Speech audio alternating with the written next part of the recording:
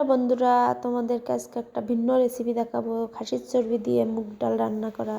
তো প্রথমে ডালটা আমি ভালোভাবে ভেজে নিয়ে সিদ্ধ করে নিলাম। তো দেখো আমার ডালটা মোটামুটি সিদ্ধ করা হয়েছে, পুরোপুরি সিদ্ধ করা যাবে না।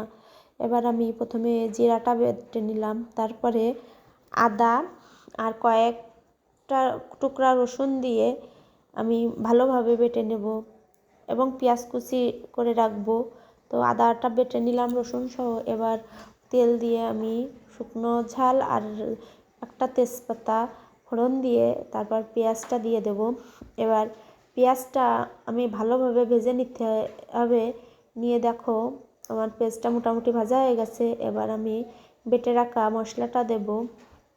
দেওয়ার পরে একটু ভেজে নিয়ে সামান্য একটু জল দিতে হবে। দেওয়ার পরে মশলাটা ভালোভাবে কষিয়ে নিতে হবে।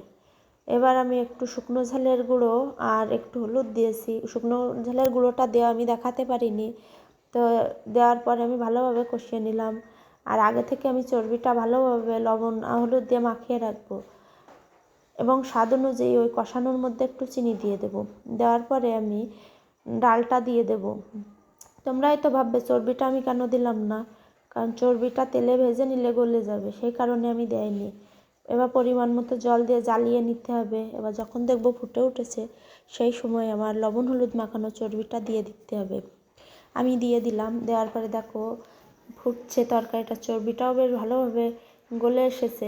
দেখো কালারটা অনেক সুন্দর হয়েছে। এবার আমার ডালটা প্রায় কমপ্লিট। নামানোর আগে একটু গরম মশলার গুঁড়ো দিয়ে দিলাম।